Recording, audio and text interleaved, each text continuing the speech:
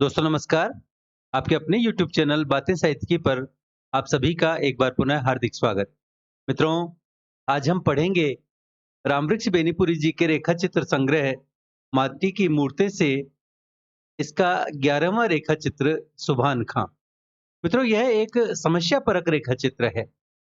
बेनीपुरी जी ने कई समस्या परक रेखा चित्रों की रचना की है। इन्होंने अपने इन रेखा चित्रों में ग्रामीण समस्या, जाति-पाति, छुआछूत, अशिक्षा, निर्धनों की समस्या, साहित्यकारों की दुर्गति आदि सांस्कृतिक समस्याओं पर प्रकाश डाला है। इनके प्रमुख समस्या परक रेखा चित्र हैं लाल तारा, अलवाहा, यह और वह, रेलगाड़ी, कलाकार, रजिया, सरजू भैया, मंगर, रूपा की आजी, बैजू मामा, सुभान खां, बुधिया, मीरा नाचीरी, डोम खाना, गौशाला, पनिहारिन, 26 साल बाद, प्रेमचंद अमर हों आदि। मित्रों, प्रस्तुत रेखा चित्र सुभान खां हिंदू मुस्लिम समस्या की दृष्टि से एक सर्वश्रेष्ठ रेखा चित्र है। सांस्कृतिक दृष्टि से इस समस्या का हल सहिष्णुता तथा एक दूसरे के धार्मिक मान्यताओं व विश्वासों की रक्षा है। हिंदू मुस्लिम समस्या के निराकरण का जो सुझाव गांधीवादी युग में बेनीपुरी जी ने दिया है, उसका सजीव चित्रण इस रेखा चित्र में किया गया है। तो आइए मित्रों, चलते हैं रेखा चित्र सुभान खां की ओर और इसे पढ़कर समझने का प्रयत्न करते हैं। बेनीपुरी जी लिखते हैं, क्या आपका अल्लाह पश्चिम में रहता है? वह पूरब क्यों नहीं रहता? पश्चिम अर्थात पश्चिम। सुभान दादा की लंबी, सफेद, चमकती, रोब बरसाती दाढ़ी में अपनी नन्ही उंगलियों को घुसाते हुए मैंने पूछा। उनकी चौड़ी, उभरी पेशानी अर्थात माथे या ललाट पर एक उल्लास की झलक और दाढ़ी मूछ की सघनता में दबे पतले अधरों पर एक मुस्कान की रेखा दौड़ गई। अपनी लंबी बाहों की दाहिनी हथेली मेरे सिर पर सुहलाते हुए उन्होंने कहा, नहीं बबुआ, अल्लाह तो पूरब, पश्चिम, उत्तर, दक्षिण सब ओर है। तो फिर आप पश्चिम मुंह खड़े होकर ही नमाज क्यों पढ़ते हैं? पश्चिम ओर के मुल्क में, मुल्क अर्थात देश, अल्लाह के रसूल आए थे। रसूल अर्थात ईश्वर के दूत या पैगंबर। पश्चिम ओर के मुल्क में अल्लाह के रसूल आए थे। जहां रसूल आए थे वहां हमारे तीर्थ हैं। हम उन्हीं तीर्थों की ओर मुंह करके अल्लाह को याद करते हैं।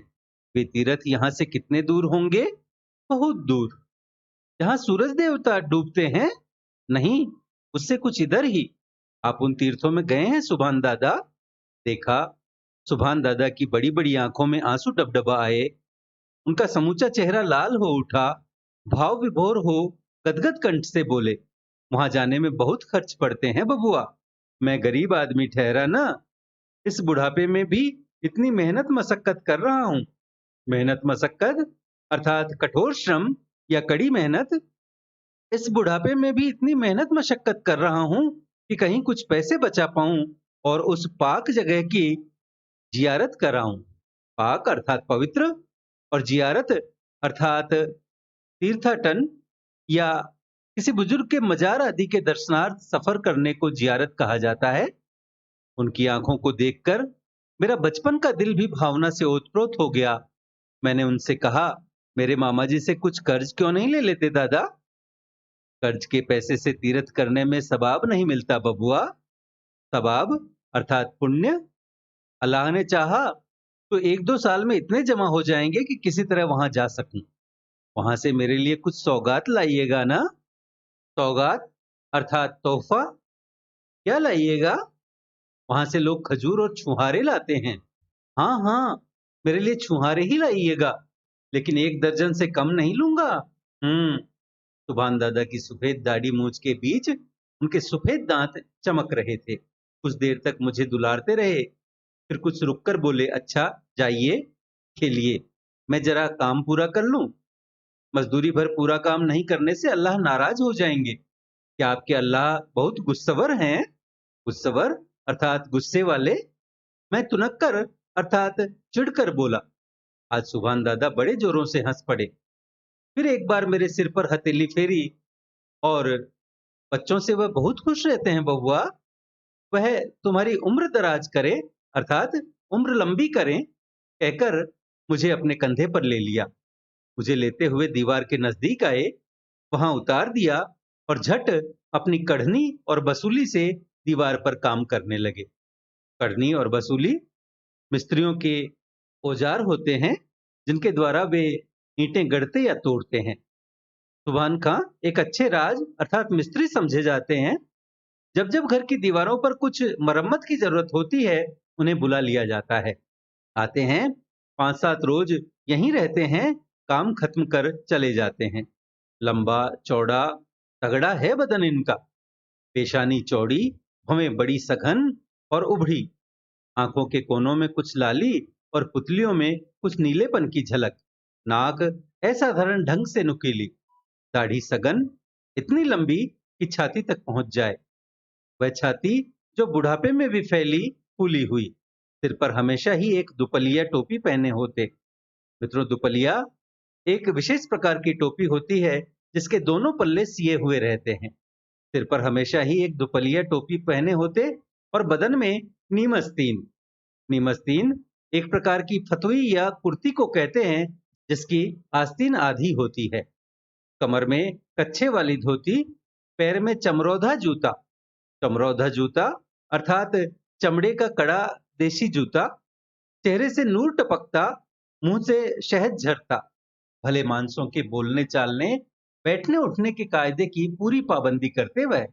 किंतु बचपन में मुझे सबसे अधिक भाती उनकी वह सफेद चमकती हुई दाढ़ी। नमाज के वक्त कमर में धारीदार लुंगी और शरीर में सादा कुर्ता पहन, घुटने टेक, दोनों हाथ छाती से जरा ऊपर उठा, आधी आंखें मूंद कर जब वह कुछ मंत्र सा पढ़ने लगते, मैं विस्मय विमुग्ध होकर अर्थात आश्चर्यचकित होकर उन्हें देखता रह जाता। मुझे ऐसा मालूम होता सचमुच उनके अल्लाह वहां आ गए हैं। दादा की झपकती आंखें उन्हें देख रही हैं और ये होठों होठों की बातें उन्हीं से हो रही हैं। एक दिन बचपन के आवेश में मैंने उनसे पूछ भी दिया, सुभान दादा, आपने कभी अल्लाह को देखा है? यह क्या कह रहे हो बबुआ? इंसान इन आंखों से अल्लाह को देख नहीं सकता। मुझे धोखा मत दीजिए दादा, मैं सब देखता हूँ। आप रोज आधी आंखों से उन्हें देखते हैं, उनसे बुदबुदाकर बातें करते हैं। हाँ हाँ, मुझे चकमा दे रहे हैं आप। मैं उनसे बातें करूंगा? मेरी ऐसी तकदीर कहाँ। सिर्फ रसूल की उनसे बातें होती थी बबुआ। ये बातें कुरान में लिखी हैं। अच्छा दादा, क्या आपके रसूल साहब को भी दाढ़ी थी? हाँ हाँ थी, बड़ी खूबसूरत, लंबी, सुनहली। अब भी उनकी दाढ़ी के कुछ बाल मक्का में रखे हैं। हम अपने तीरथ में उन बालों के भी दर्शन करते हैं।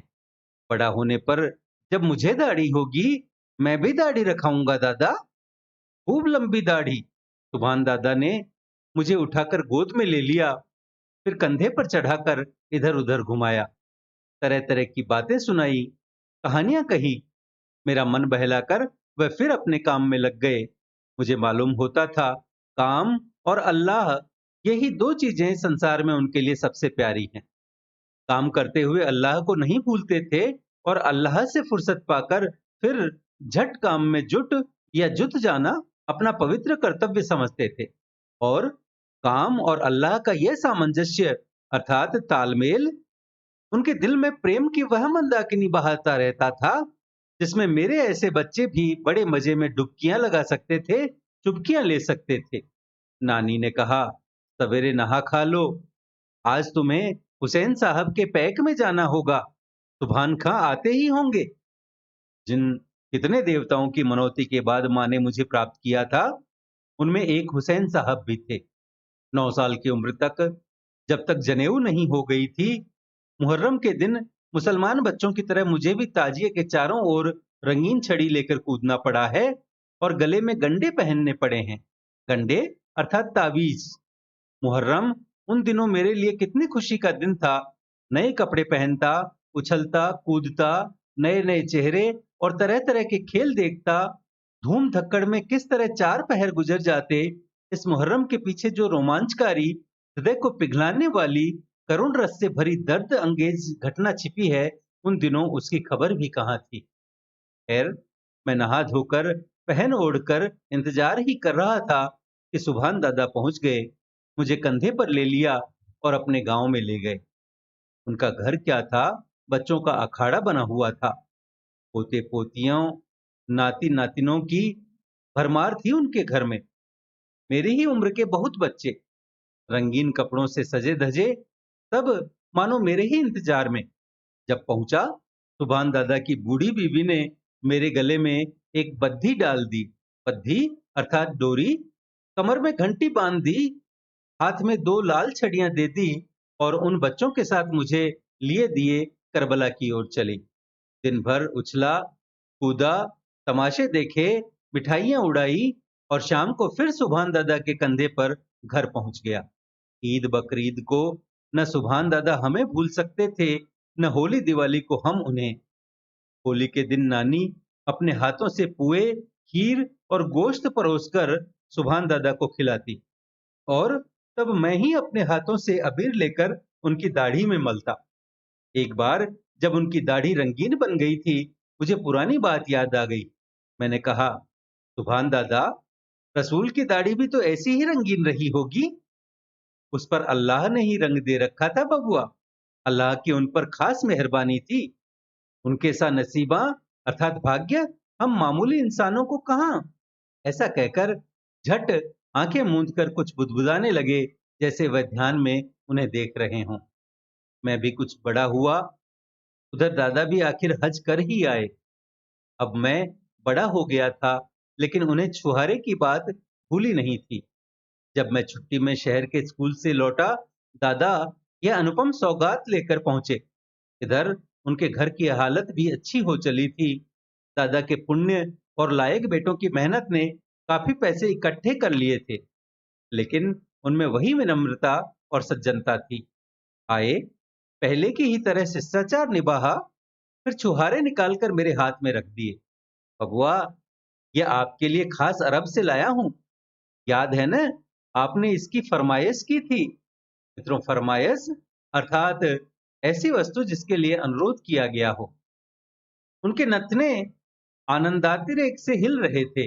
आनंदातिरेक से अर्थात अत्यधिक आनंद से या बेहद खुशी के कारण हिल रहे थे। तुम्हारे लिए सिर चढ़ाया, ख्वाहिश हुई। ख्वाहिश अर्थात अभिलाषा या चाहत।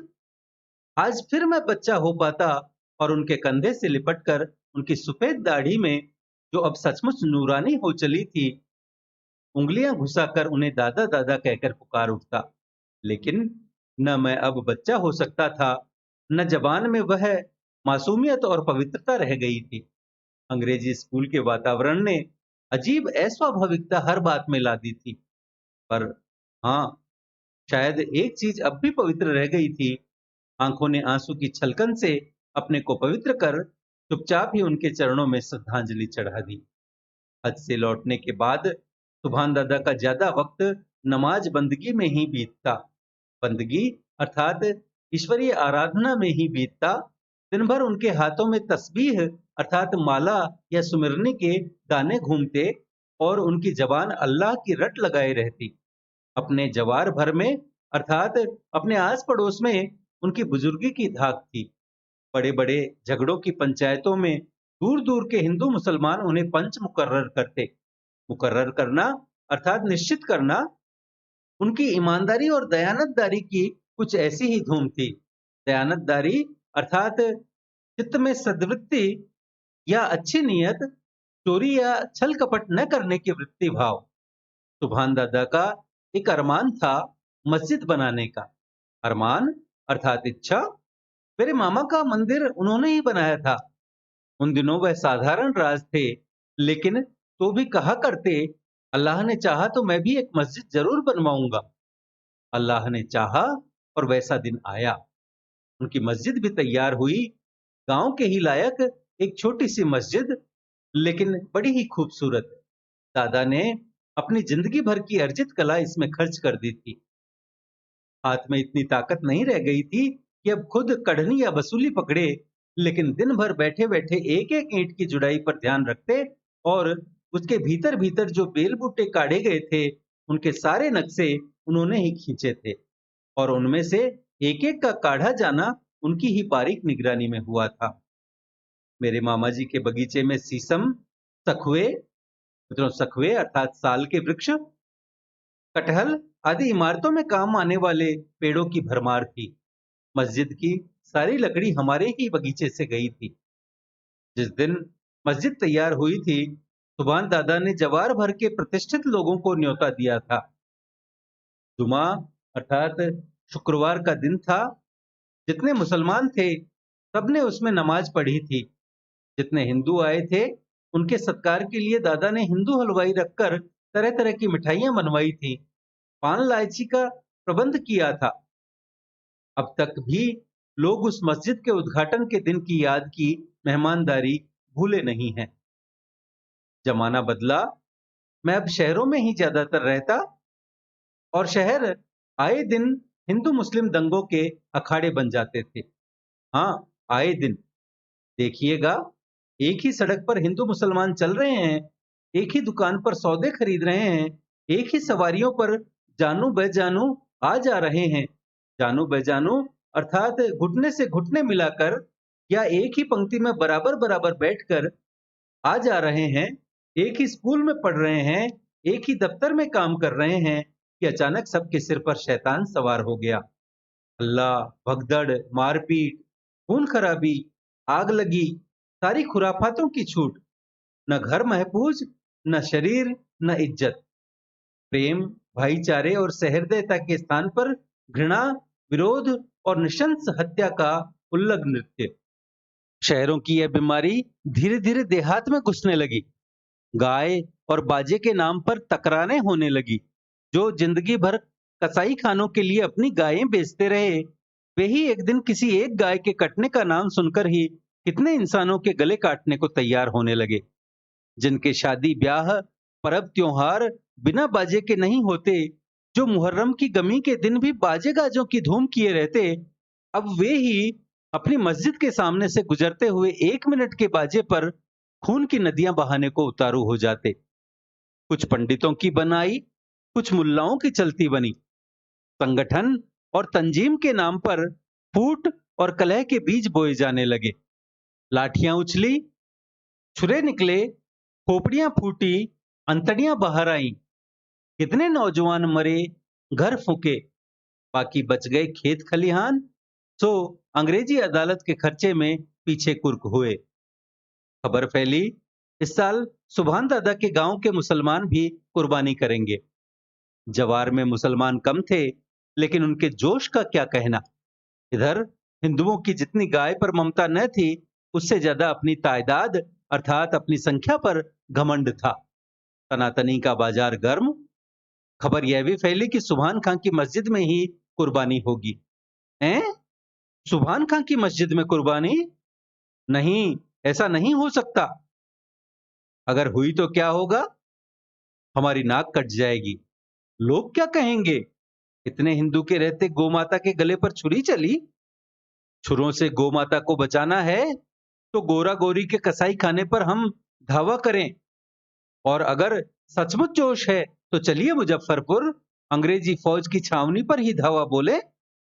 कसाई खाने में तो बूढ़ी गायें कटती हैं, छावनी में तो मोटी ताजी बाछियां अर्थात बछड़ियां ही काटी जाती हैं। लेकिन वे तो हमारी आंखों से दूर हैं, देखते हुए मक्खी कैसे निकली जाएगी। माफ कीजिए, दूर नजदीक की बात नहीं है, बात है हिम्मत की, ताकत की।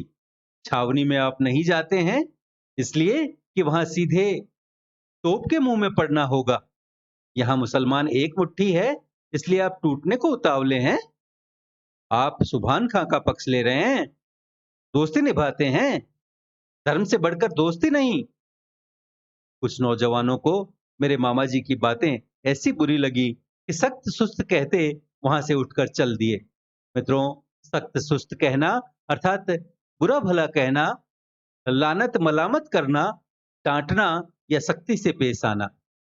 लेकिन कितना भी गुस्सा किया जाए, चीखा चिल्लाया जाए, यह बात साफ थी कि मामा की बिना रजामंदी के अर्थात सहमति के किसी बड़ी घटना के लिए किसी को पैर उठाने की हिम्मत नहीं हो सकती थी। उधर सुभान दादा के दरवाजे पर भी मुसलमानों की भीड़ है। न जाने दादा में कहाँ का जोश आ गया है। वह कड़क कर कह रहे हैं, गाय की कुर्बानी नहीं होगी। ये फालतू बातें सुनने को मैं तैयार नहीं हूं।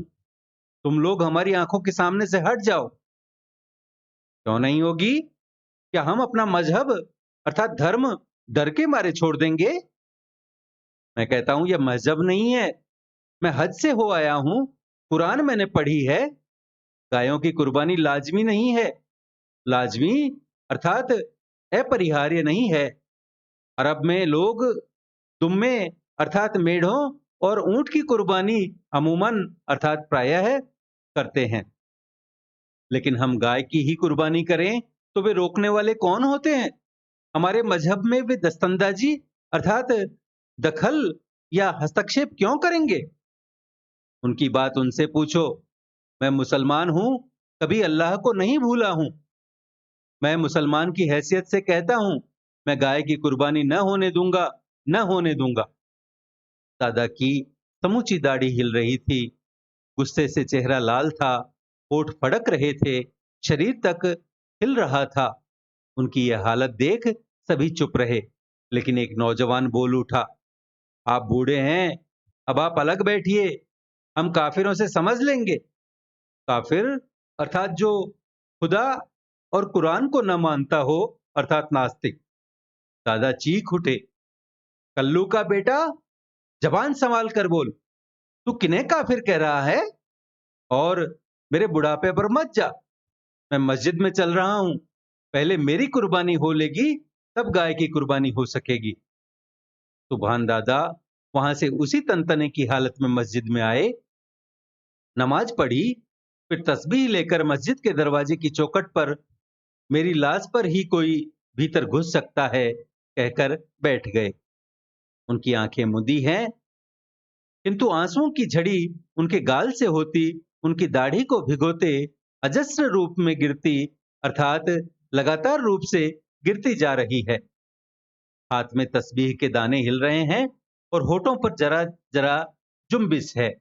जुम्बिश अर्थात गति है। होठ हिल डुल रहे हैं। नहीं तो उनका समूचा शरीर संगमरमर की मूर्ति सा लग रहा है, निश्चल निस्पंद अर्थात अचल स्थिर धड़कनहीन। धीरे धीरे मस्जिद के नजदीक लोग इकट्ठे होने लगे, पहले मुसलमान फिर हिंदू भी। अब गाय की कुर्बानी का सवाल दादा की आंसुओं की धारा में फंसकर अर्थात तैरकर न जाने कहां चला गया था। वह साक्षात देवदूत से दीख पड़ते थे। देवदूत जिसके रोम रोम से प्रेम और भाईचारे का संदेश निकलकर वायुमंडल को व्याप्त कर रहा था। अभी उस दिन मेरी रानी मेरे 2 वर्ष जेल में रह जाने के बाद इतने लंबे अरसे तक राह देखती देखती आखिर मुझसे मिलने गया सेंट्रल जेल में आई थी।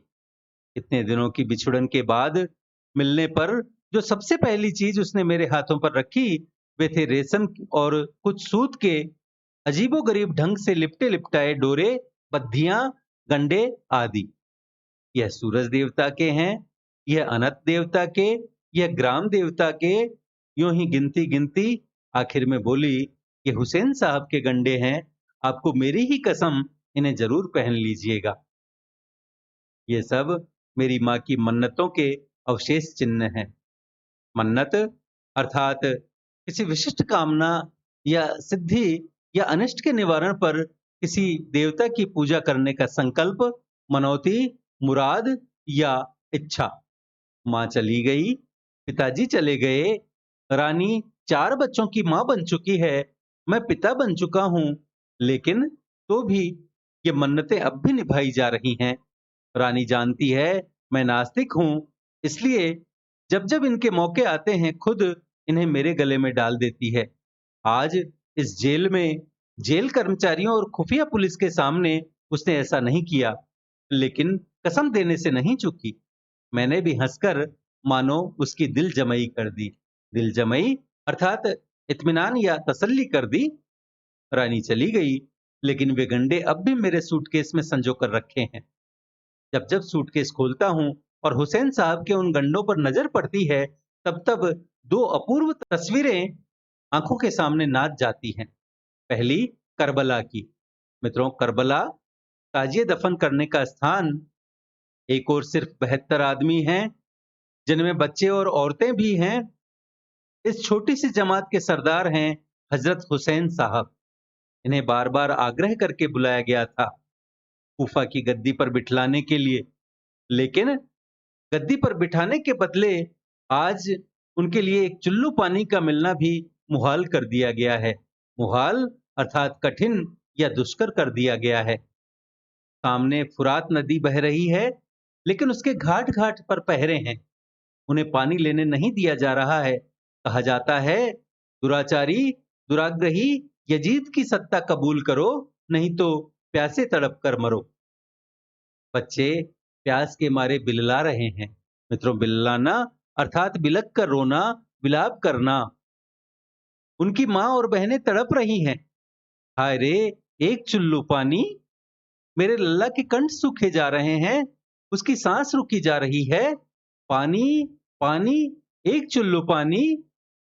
पानी की तो नदी बह रही है और तुम्हें इज्जत और दौलत भी कम नहीं बख्शी जाएगी, क्योंकि तुम खुद रसूल के नाती जो हो। लेकिन एक शर्त है, यजीद के हाथ पर बैत करो। मित्रों, बैत अथवा बैयत का अर्थ है वचन देना। इसका तरीका यह है कि हाथ पर हाथ रखकर वचन दिया जाए कि हम एक दूसरे के सहायक बनेंगे, और फिर इस वचन को बिना किसी कारण तोड़ना महापाप है। शर्त एक है, यजीद के हाथ पर बैत करो। यजीद के हाथ पर बैत? दुराचारी, दुराग्रही यजीद की सत्ता कबूल कर ले और रसूल का नवासा? हो नहीं सकता। हम एक चुल्लू पानी में डूब मरना पसंद करेंगे, लेकिन यह नीच काम रसूल के नाती से नहीं होगा। लेकिन बच्चों के लिए तो पानी लाना ही है, उन्हें यूं जीते जी तड़प कर मरने नहीं दिया जा सकता। एक और 72 आदमी, जिनमें बच्चे और स्त्रियां भी, दूसरी ओर दुराचारी यजीद की अपार सजी सजाई फौज। लड़ाई होती है। हजरत हुसैन और उनका पूरा काफिला उस करबला के मैदान में शहादत पाता है, अर्थात शहीद हो जाते हैं। शहीदों के रक्त से उस सहरा के रजकण लाल हो उठते हैं। बच्चों की तड़प और अबलाओं की चीख से वातावरण थर्रा उठता है। इतनी बड़ी दर्दनाक घटना संसार के इतिहास में मिलना मुश्किल है। मुहर्रम उसी दिन का करुण स्मारक है। स्मारक अर्थात यादगार। संसार के कोने कोने में यह स्मारक हर मुसलमान मनाता है। भाईचारा बढ़ने पर हिंदुओं ने भी इसे अपना त्योहार बना लिया था, जो सब तरह ही योग्य था। और दूसरी तस्वीर सुभान दादा की, जिनके कंधे पर चढ़कर मैं मुहर्रम देखने जाया करता था। वह चौड़ी पेशानी, वह सफेद दाढ़ी, वे ममता भरी आंखें, वे शहद टपकाने वाले होंठ, उनका वह नूरानी चेहरा। मित्रों, नूरानी अर्थात चमक दमक वाला, जिसमें नूर या प्रकाश हो। जिनकी जवानी अल्लाह और काम के बीच बराबर हिस्से में बंटी थी। जिनका बुढ़ापा अल्लाह से ओत-प्रोत था। जिनके दिमाग में आला ख्याल थे और जिनके हृदय में प्रेम की धारा लहराती थी। वह प्रेम की धारा जो अपने पराये सबको समान रूप से शीतल करती और सींचती है। मेरा सिर सिजदे में झुका है। सिजदा घुटने टेककर और सिर झुकाकर किए जाने वाले प्रणाम को कहते हैं। मेरा सिर सिजदे में झुका है। करबला के शहीद के सामने मैं सप्रेम नमस्कार करता हूं अपने प्यारे सुभान दादा को। मित्रों, इस प्रकार हमने देखा कि सुभान खां एक मुस्लिम सज्जन हैं। उनकी जितनी आस्था खुदा में है, उतनी ही आस्था वह अपने कर्म में रखते हैं। भवनों की चिनाई, लिपाई और मरम्मत का कार्य वह दिल से करते हैं और पांचों वक्त नमाज अदा करते हैं। बेनीपुरी को बचपन में उनके कंधों पर बैठने और उनके घर ईद, मुहर्रम आदि अवसरों पर दावत उड़ाने का मौका मिलता। सुभान दादा ने नेक दिल से की गई मेहनत के बल हज की यात्रा की और लेखक के लिए छुआरे लेकर आए। उनका हिंदू और मुस्लिम समाज में एक समान मान और इज्जत थी। बड़े बड़े फैसलों में उनको निर्णायक बनाया जाता और वह सौहार्द की भावना से अपना निर्णय रखते।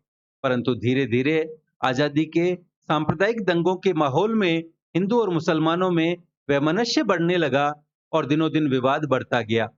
मुस्लिम समाज ने यह तय किया कि कि सुभान खां द्वारा बनाई गई मस्जिद में गाय की कुर्बानी दी जाए, परंतु सुभान खां इस बात पर राजी नहीं हुए और उन्होंने अपने ही समाज के पाखंडी लोगों से यह तक कह दिया कि गाय की बलि आखिर मेरी बलि के बाद होगी। सुभान खां जैसे लोग आज समाज में बहुत कम देखे जाते हैं। उन्हें अपने धर्म के प्रति गहरी आस्था होकर भी सांप्रदायिक भेदभाव छुआ तक न था। ऐसे लोग ही सच में मानवता के अग्रदूत कहे जा सकते हैं। सुभान खां अपने कर्म के प्रति जितने निष्ठावान थे, उतने ही उदार और दयालु स्वभाव के थे। उन्होंने जितना आदर अपने मजहब के लोगों का किया, उतना ही मान सम्मान उन्होंने अन्य धर्म के लोगों का किया। वो एक संत की तरह जाति मजहब की संकीर्णता से ऊपर उठे हुए थे। बेनीपुरी जी के द्वारा रचित रेखा चित्र बाल गोविंद भगत और सुभान खां चारित्रिक रूपों में दो हो सकते हैं, परंतु मानवता के लिए दिया जाने वाला इनका संदेश एक ही विचारधारा से जुड़ा प्रतीत होता है। बेनीपुरी जी के ये दोनों पात्र अमर पात्रों में गिने जाने चाहिए। तो मित्रों, यह था रामवृक्ष बेनीपुरी जी का रेखा चित्र सुभान खां। आशा है आपको हमारा यह प्रयास पसंद आया होगा। वीडियो को लाइक करें, अपने मित्रों के साथ साझा करें। पीडीएफ तथा अन्य सहायता के लिए हमसे टेलीग्राम पर जुड़ें, चैनल को सब्सक्राइब करें और भविष्य के सभी वीडियोज की सूचना अपने तक सबसे पहले पहुंचाने के लिए घंटी वाला बटन दबाएं और देखते रहें बातें साहित्य की। धन्यवाद।